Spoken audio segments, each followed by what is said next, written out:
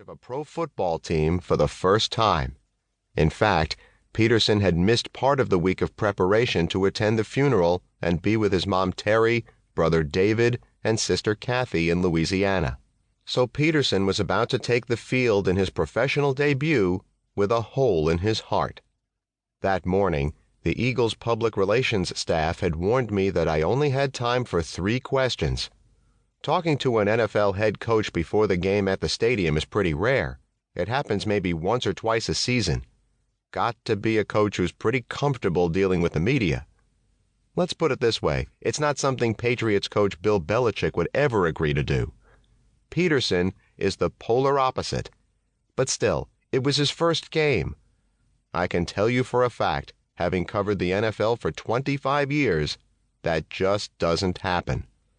I asked Doug about the game, then his talking points to the team. But I had to ask him about his father's passing.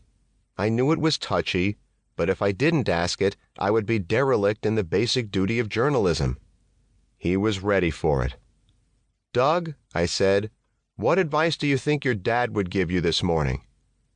"He would say, son, be yourself, but stay aggressive. Always stay aggressive," Peterson replied.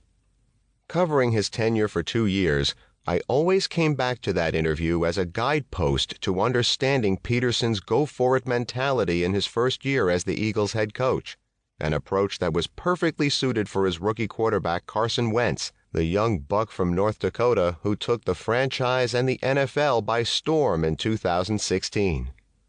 Peterson was often criticized for going for it too often on 4th down in 2016. The chorus of complaints on Philadelphia's 2 vibrant sports talk radio stations was brutal. He was called misguided and foolhardy. And worse, much, much worse. But in retrospect, he was setting the foundation that would allow him to remain aggressive throughout the championship season of 2017, including going 2 for 2 on 4th down in Super Bowl 52. The night before Super Bowl Sunday, I was the only reporter invited into the Eagles team hotel, the Radisson Blu, on the south end of the Mall of America. The layers of security were brutal. The feds were concerned about terrorists. The local cops were deathly afraid of a renegade local gunman. The Eagles' security staff was worried about one thing: Belichick stealing a look, a hint, a tendency, anything that gave the Patriots an edge. But there's time for a full examination of that later in this book. Peterson and I met in the lobby for a long interview for SportsCenter. As a small gift of appreciation for his time and candor all year long, I brought him his favorite dessert, a pint of Häagen-Dazs vanilla ice cream. I asked him if he would be channeling his father on Super Bowl Sunday. "I'll definitely be thinking about him," he said.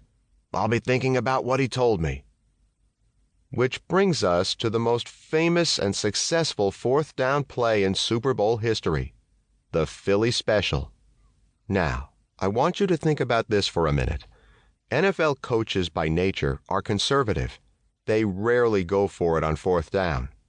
But going for it on 4th down on the 1-yard line in the Super Bowl, running a play that's never been tried in the 52-year history of the Super Bowl, a play that your team has never tried before in a game? That's being aggressive. In the streets, in the locker room, they have another nickname for that brand of chutzpah. Let's just say on Super Bowl Sunday, Doug Peterson decided to wear his big boy pants. The Philly Special was a reverse toss to a tight end who throws a pass to the quarterback leaking out of the line of scrimmage into the end zone. And it starts with a direct snap to an undrafted rookie running back, Wisconsin's Corey Clement, who went to Glassboro High School, which is South Jersey rival to Moorestown, where Peterson's kids go to school. Now that's a wow. So here are the particulars. 38 seconds left in the half, the Eagles had 4th and 1. Even though the Patriots had just scored, Philadelphia had the lead 15-12. So Peterson could have kicked a field goal, gone up 18-12, and nobody would have questioned him.